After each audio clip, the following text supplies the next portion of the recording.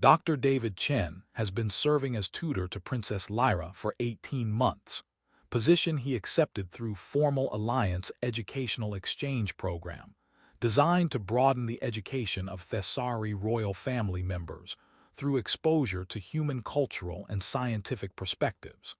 The arrangement was initiated by Queen Seraphina as part of Lyra's preparation for future diplomatic role.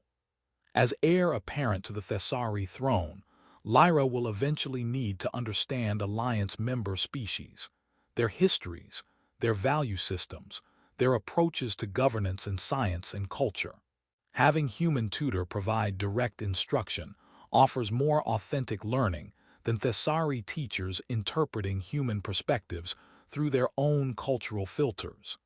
David approached the position as professional educator.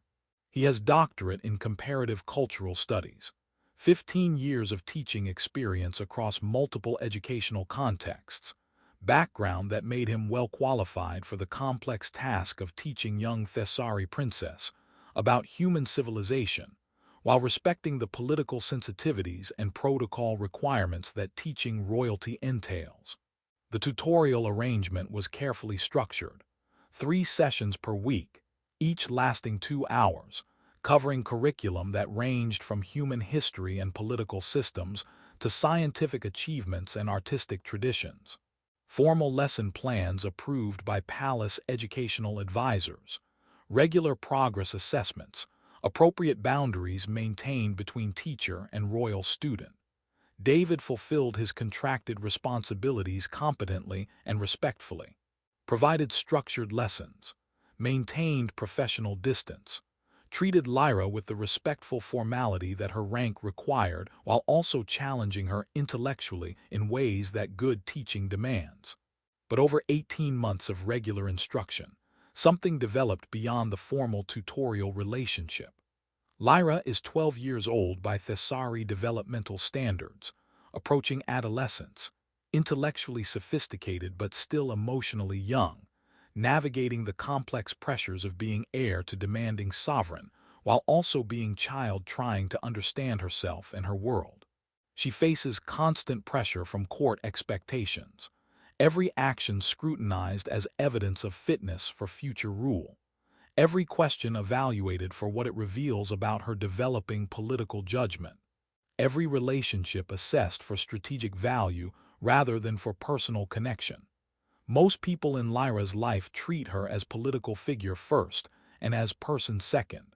Court officials perform deference to her rank while calculating how to position themselves favorably for when she eventually ascends to throne. Servants maintain perfect professional distance.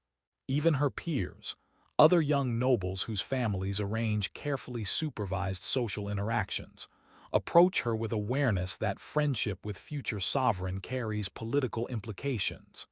In David, Lyra found something different, someone who treated her as student worth teaching rather than as royal worth flattering, someone who challenged her ideas honestly instead of automatically affirming whatever she said, someone who valued her curiosity and her questions for their own sake rather than evaluating everything through lens of political development. David initially maintained professional distance, conscious of the boundaries that teaching royalty requires. But he gradually recognized that Lyra needed more than just instruction. She needed genuine connection with someone who saw her as developing person, rather than as future sovereign being molded into role. Not inappropriate connection. David was always careful about maintaining appropriate teacher-student boundaries. Never anything that could be characterized as emotional manipulation or boundary violation, but genuine engagement, treating Lyra's questions seriously, providing honest feedback rather than careful political non-answers, creating space where she could explore ideas and express uncertainties without fear that every statement would be judged as evidence of her fitness to rule. For Lyra, the tutorial sessions became refuge. 3 times per week, for 2 hours each session, she could be student engaged in learning rather than heir performing for court observers. Could ask questions that revealed genuine confusion or uncertainty. could express opinions that might be wrong and receive correction that was educational rather than political. David became person she trusted. Not family. He maintained professional role too carefully for that. Not friend in peer sense. Age and position differences prevented that. But trusted teacher who treated her with combination of intellectual respect and personal care that she couldn't find elsewhere in the palace where everyone approached her primarily as political entity.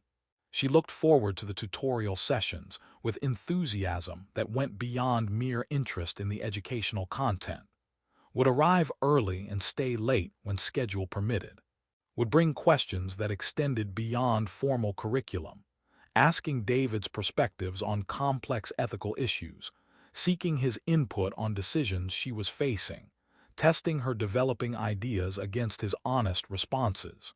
David recognized what was happening, that Lyra was forming attachment that went beyond normal teacher-student relationship, that she was treating him as trusted advisor and emotional support in ways that probably exceeded what the tutorial arrangement was meant to provide. But he also recognized that Lyra desperately needed what he was providing, that the constant political pressure and performance requirements she faced were psychologically taxing for 12-year-old, and that having one relationship where she could be authentic rather than performing was probably crucial for her healthy development. So he continued providing that space, continued treating her questions seriously and her concerns with genuine care, maintained appropriate boundaries, never pretending to be parent or friend beyond what professional teacher-student relationship allowed, but within those boundaries offered the kind of engaged presence that Lyra clearly needed. Lord Vethros, Queen Seraphina's chief counselor, who advises on all significant palace matters including educational arrangements for the heir, has been growing increasingly concerned about the tutorial relationship. Not because David has done anything inappropriate. Vethros's careful monitoring of the sessions, through reports from observers and through periodic direct attendance, has confirmed that David maintains proper professional boundaries and that nothing about his conduct violates the careful protocols that govern interaction with royalty. But Vethros recognizes that Lyra has formed genuine emotional attachment to her human tutor, that she values his presence and his perspectives beyond mere educational utility, that she's treating the tutorial sessions as something more than just academic instruction, and Vethros sees that attachment as political vulnerability.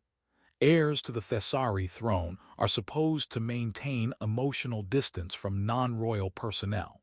They're trained from childhood to understand that relationships are primarily political tools, connections cultivated for strategic advantage rather than for genuine affection. Personal attachments to people without political power or royal status create dependencies that can be exploited, or that can compromise heirs' ability to make ruthless decisions that sovereignty sometimes requires. Lyra's obvious attachment to David represents deviation from that training, suggests she's developing emotional dependencies on people she should be treating as interchangeable servants or advisors, learning to value personal connection over political calculation in ways that could make her vulnerable or ineffective as future sovereign. Vethros believes that allowing the attachment to continue will damage Lyra's political development, will teach her that emotional bonds with subordinates are acceptable, rather than teaching her the necessary distance that effective rule requires. Better to terminate the tutorial relationship now, while Lyra is still young enough to adjust and learn from the experience, than to allow the attachment to deepen until severing it becomes more traumatic or until the dependency becomes so established that it permanently compromises her political effectiveness. Vethros presents his concerns to Queen Seraphina during one of their regular private council sessions, where they discuss matters affecting palace governance and the royal family. Your Majesty, I need to address the tutorial arrangement with Princess Lyra and Dr. Chen. Vethros begins carefully. The educational program has been successful in terms of academic outcomes. Lyra has developed sophisticated understanding of human culture and perspectives that will serve her well in future diplomatic contexts. Dr. Chen has fulfilled his instructional responsibilities with competence and professionalism. But I'm concerned about the personal dynamics that have developed, Vethros continues. Princess Lyra has formed significant emotional attachment to her tutor that extends beyond appropriate teacher-student relationship. She treats him as trusted confidant and seeks his approval and his perspectives on matters that should be addressed through her formal advisors or through your majesty directly. Seraphina's skin shows thoughtful blue.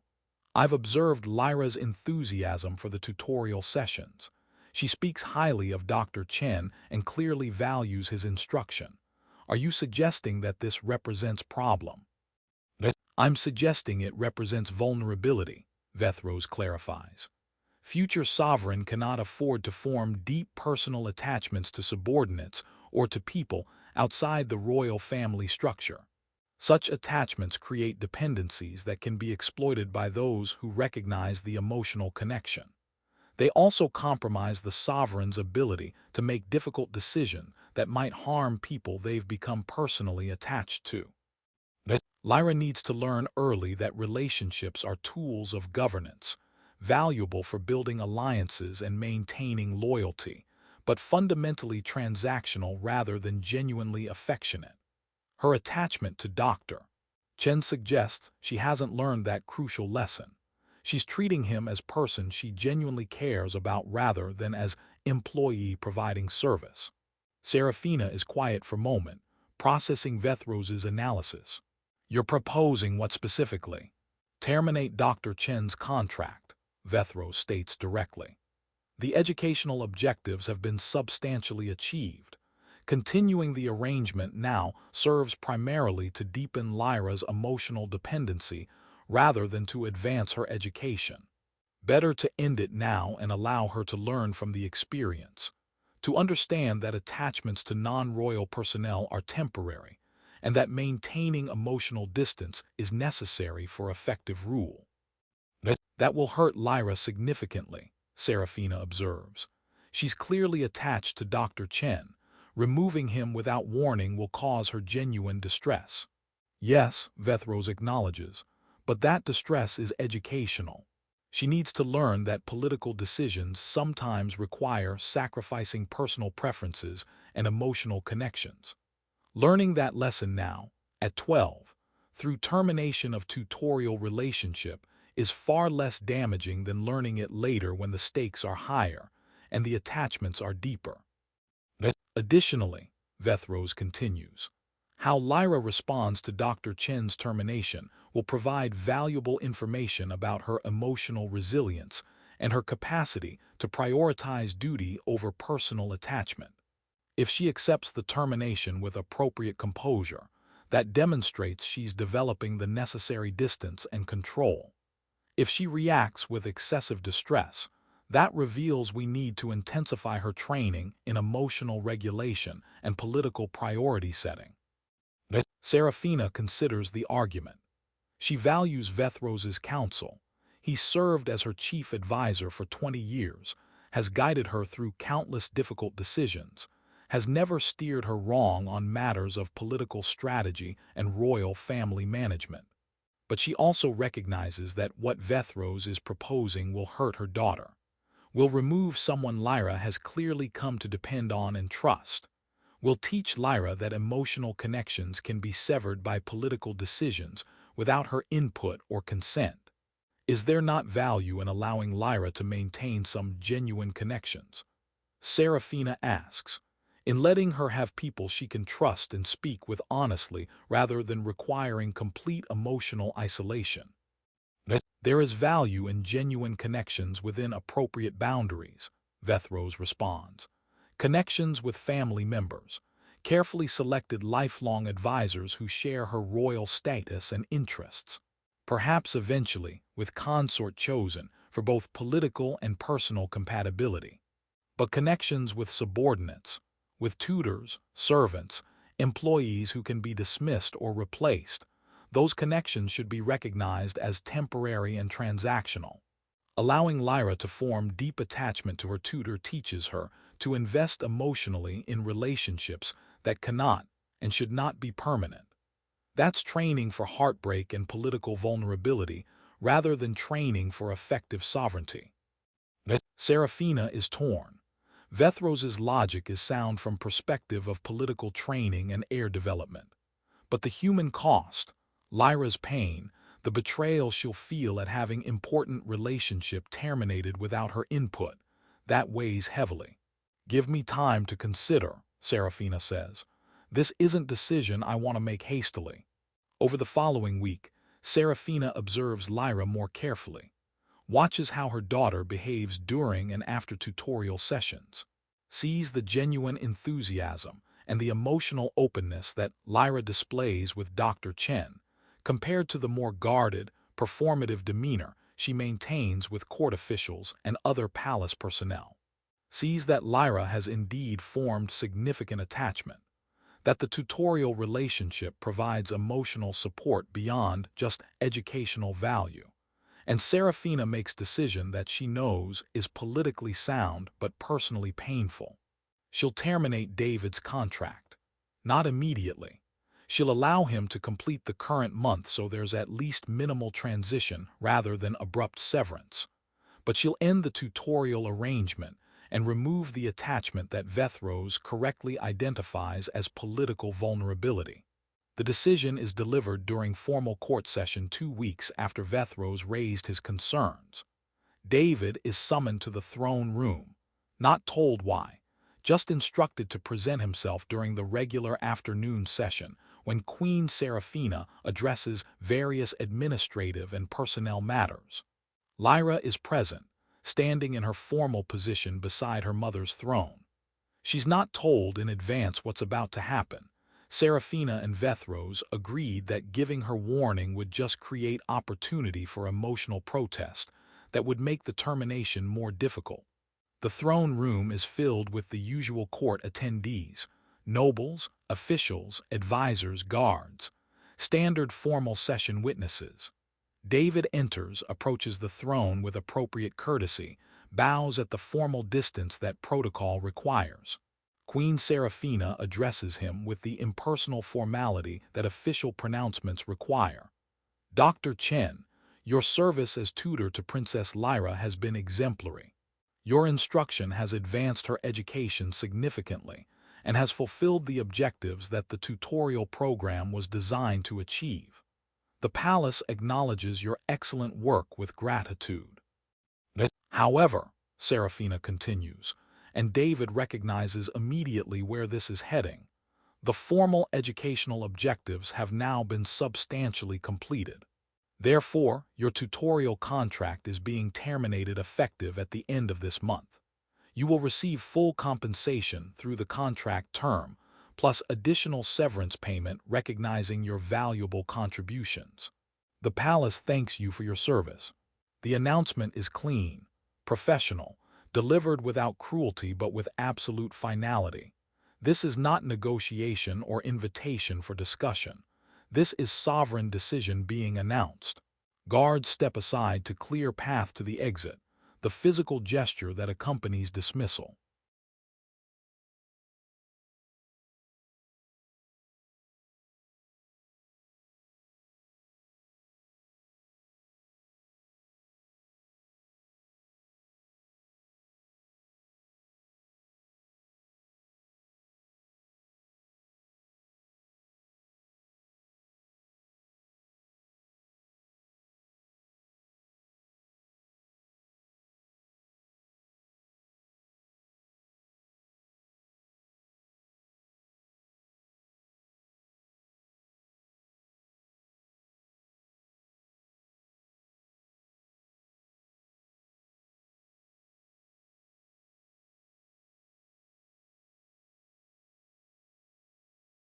David understands immediately what's happening and why. He's an educator with enough experience to recognize political calculations. The tutorial relationship was always temporary arrangement, subject to termination when palace authorities decided it no longer served their purposes. He's also perceptive enough to recognize the real reason for termination. Not that educational objectives are complete.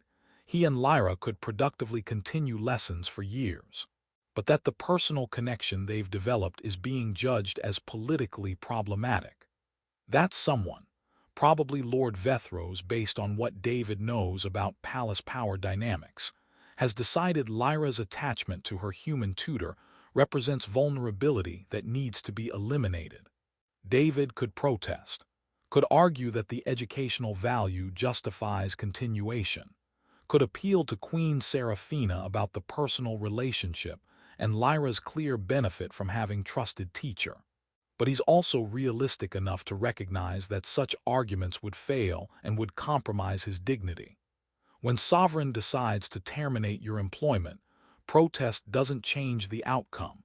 It just makes the termination messier and more humiliating. Better to accept with professional grace, to preserve what dignity remains when you're being dismissed through no fault of your own.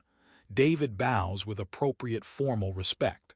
Your Majesty, I'm honored to have served Princess Lyra and the palace. Thank you for the opportunity. I'll complete the remaining responsibilities through month's end as specified. His voice is steady, professional, giving no indication of the anger and sadness he's actually feeling, anger at being removed for political calculations that treat Lyra's emotional needs as irrelevant, sadness at losing connection with student he's genuinely come to care about. But showing those emotions won't help. Will just confirm whatever concerns motivated the termination. Better to demonstrate controlled composure. He turns to leave the throne room, walking toward the exit with measured dignity. Doesn't look back toward the throne where Lyra is standing. Doesn't try to make eye contact or offer farewell gesture that might create additional emotional complication. In this palace where he spent 18 months teaching and caring for student who needed what he provided, compliance is often the last dignity allowed to those without political power. When you're dismissed, you leave cleanly. That's the protocol. He reaches the threshold of the throne room, about to exit into the corridor beyond. Then footsteps echo behind him, running footsteps, fast, uneven, urgent. The formal silence of the throne room, the careful quiet that court etiquette requires during official proceedings, shatters completely. Lyra, stop. Return to your position. Queen Seraphina's voice carries command authority that sovereign uses when compliance is required rather than requested. Princess, this is inappropriate. You must. Lord Vethros's voice adding to the commands.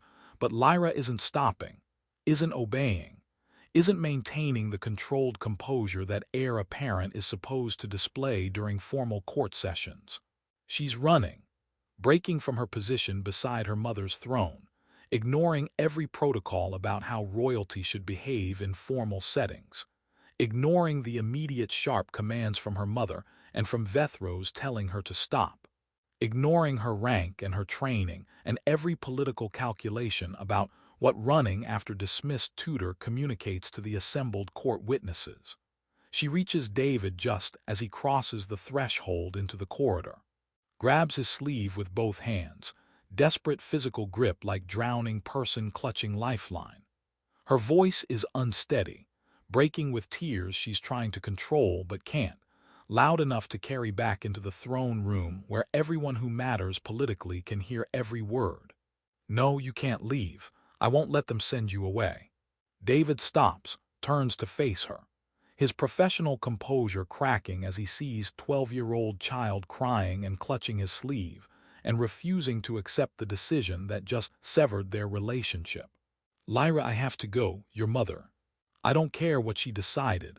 Lyra interrupts, voice rising with desperation and defiance that she's never shown before in formal court setting. You're my teacher. You actually care about me. You treat me like person instead of like future queen they're trying to make me into. And I'm not letting you go just because they decided I'm not supposed to have anyone who understands me.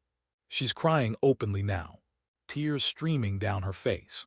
chromatic patterns showing distressed purples and desperate golds that any Thessari can read as genuine emotional crisis rather than as performed protest. "You can't just leave," she continues, still gripping his sleeve like if she holds tight enough she can physically prevent the dismissal. "I need you. The lessons are the only time I feel like I can actually think and ask questions without being judged for every word. You're the only person who talks to me honestly, instead of just telling me what they think I want to hear." "Please don't go," Lyra begs, and the word please from heir apparent to Thessari throne, royal who should never have to beg for anything, cuts through the throne room like blade. "Please, I'll do anything. I'll study harder. I'll do extra lessons. I'll follow every protocol perfectly. Just please don't leave me here alone with people who only care about turning me into proper queen and who don't care about who I actually am." She's chosen him publicly, refused to accept the calculated decision to remove him, demonstrated through her tears and her desperate grip on his sleeve that whatever political logic justified terminating his contract, the human cost of that decision is real and devastating, and matters more to her than maintaining appropriate royal composure. The assembled court is frozen. Nobles and officials who moments ago were witnessing routine personnel announcement, now witnessing heir apparent publicly defying sovereign's decision, showing emotional attachment and vulnerable need that future ruler is never supposed to display. Queen Seraphina has descended from her throne, moving toward the corridor where Lyra is still clutching David's sleeve and refusing to let go. Her skin shows complex colors, frustrated red mixing with concerned purple mixing, with something that might be recognition that this is going to be more complicated than planned termination. "Lyra, release Doctor Chen immediately," Seraphina commands, using full sovereign authority voice. "This behavior is inappropriate and unacceptable. Return to your position." "No," Lyra says, and the simple defiance from 12-year-old heir, who has never directly refused sovereign command before sends another shock through the watching court. "I won't let him go. You can punish me. You can take away privileges or confine me to quarters or whatever you want. But I'm not releasing him, and I'm not accepting that you can just remove people I care about because someone decided caring about people is political weakness." She turns to look at her mother directly, still not releasing David's sleeve, tears still streaming but voice gaining strength. "You taught me that sovereigns have responsibility to protect their people. That leadership means caring about those who depend on you. Well, I'm trying to protect someone who matters to me, someone who's been good and kind and honest when everyone else around me performs whatever they think I want to see." "If caring about people is weakness, then I'm weak," Lyra continues. "But I'd rather be weak and have someone who actually sees me than be strong and alone the way you are." The last sentence lands with particular impact. 12-year-old calling out her mother's isolation, naming the cost of the political distance and emotional control that Seraphina maintains. Seraphina stops her approach. Lyra's words, "alone the way you are," cutting through her sovereign composure to reach the person underneath who recognizes truth in her daughter's accusation. Lord Vethros intervenes, his voice attempting damage control. "Princess Lyra, you're experiencing understandable emotional reaction to change, but you must recognize that your education requires." "My education requires having teacher I trust." Lyra interrupts, showing disrespect to chief counselor that would have been unthinkable before this moment. "Dr. Chen has taught me more than anyone else because I actually feel safe asking him questions and admitting when I don't understand things. With everyone else, I have to pretend I already know everything because showing uncertainty means showing weakness. How am I supposed to learn anything if I can't admit what I don't know?" She looks back at David, her grip on his sleeve finally loosening slightly but not releasing. Tell them that the lessons work because I trust you, that I learn because I'm not afraid to be wrong with you." David is trapped between competing obligations. Professional boundaries that say he should support the palace's decision and encourage Lyra to accept the termination with grace. Personal connection that makes him want to advocate for continuing arrangement that's clearly important to her development. He chooses honesty over politics. Your Majesty, I believe Princess Lyra is correct that trust is essential for effective education. She's learned as much as she has because our tutorial relationship created safe environment for intellectual risk-taking and genuine inquiry. Terminating the arrangement will end that, not just the academic instruction, but the trusted relationship that made the instruction effective. That trusted relationship is exactly the problem, Vethros counters. Princess Lyra should not be forming deep personal attachments to employees who can be dismissed or replaced. She needs to learn emotional resilience and political distance, not dependency on individuals who. I'm 12 years old. Lyra interrupts again, her voice breaking with frustration and tears. I'm not supposed to be emotionally resilient politician yet. I'm supposed to be learning and growing and having people who support me. Why is everyone so focused on turning me into perfect distant sovereign that they forget I'm still child who needs actual care instead of just political training? The courtroom is absolutely silent. No one moves. Everyone processing the unprecedented scene, heir apparent publicly defying sovereign and chief counselor, defending dismissed tutor with emotional honesty that violates every protocol about royal composure. Seraphina looks at her daughter clinging to David's sleeve, looks at the tears and the desperate defiance, looks at the clear evidence that terminating this relationship is causing genuine suffering rather than providing educational lesson about political resilience.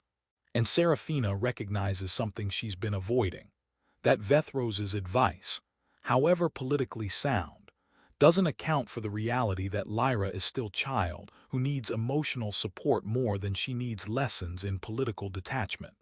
That maybe some attachments are worth maintaining even when they create vulnerability.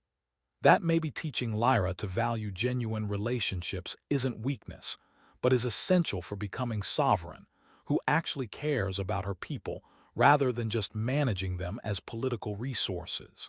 Seraphina speaks, her voice quieter than sovereign command. Lyra, I need you to release Dr. Chen and return to the throne room so we can discuss this properly. Will you listen? Lyra asks, showing more defiant courage than Seraphina has seen from her before. Or are you just trying to get me away from him so you can force him to leave while I'm not watching? I will listen, Seraphina promises. I didn't understand how important this relationship was to you. I need to reconsider the decision with that understanding. Lyra slowly releases David's sleeve, looks up at him with red-rimmed eyes. Don't leave yet, please. Let her reconsider. Give me chance to convince her. I'll wait, David agrees quietly. I won't leave until this is resolved. Lyra returns to the throne room with her mother. The assembled court witnesses Queen and heir disappearing into private council chamber with Lord Vethros, leaving David standing in the corridor with Commander Thessari and two other guards who were meant to escort him from the palace, but who now have no clear instructions. The private council session lasts 40 minutes.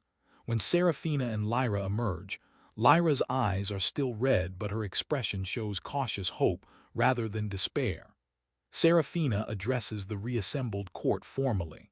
After further consideration and consultation with Princess Lyra, the decision to terminate Dr. Chen's tutorial contract is being reversed. The tutorial arrangement will continue under modified terms that will be established through appropriate consultation with all parties. This reversal reflects recognition that the tutorial relationship provides educational and personal support that serves Princess Lyra's development in ways that justify continuation despite the concerns that motivated the initial termination decision. It's as close as sovereign can come to publicly admitting error, acknowledging that political calculation failed to account for human cost and that daughter's emotional needs matter more than abstract concerns about political vulnerability.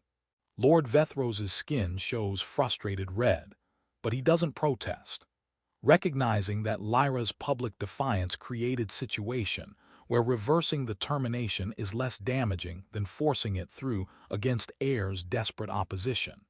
David is summoned back into the throne room. Seraphina addresses him. Dr. Chen, your contract will continue. However, I will be establishing additional oversight and periodic review to ensure the tutorial relationship remains appropriate and serves Princess Lyra's long-term development needs. I understand, Your Majesty, David responds. I'm committed to maintaining appropriate boundaries while providing the educational support that Princess Lyra needs. After the session concludes, Lyra approaches David in one of the palace corridors. Her composure has mostly returned, but her voice still shows emotional strain. I'm sorry I grabbed you and made scene. I know that probably made everything more difficult. You fought for something that mattered to you, David says. That took courage, and it worked. You convinced your mother to reconsider. I couldn't let you go, Lyra says simply. Everyone else in the palace treats me like political project. You treat me like person who's worth teaching and listening to. I needed you to stay, and I wasn't going to accept them taking you away without fighting. The fighting might create complications, David warns. Your mother and Vethros won't forget that you publicly defied them. That might affect how they approach your education and your development going forward. I don't care, Lyra says with surprising firmness. If standing up for people I care about creates complications, that's better than accepting that I'm supposed to let everyone important to me be removed whenever someone decides attachment is weakness. Maybe I'll be different kind of sovereign, one who actually values relationships instead of just using people politically. That would be remarkable kind of sovereign, David says. The world needs more leaders who remember that caring about people is strength rather than weakness. As the human was ordered out of the palace, the young princess ran after him and refused to stop, ignoring calls, protocol, and rank. She reached him in the corridor, grabbed his sleeve, and refused to let go. Her voice was unsteady but loud enough to be heard by everyone who mattered. She chose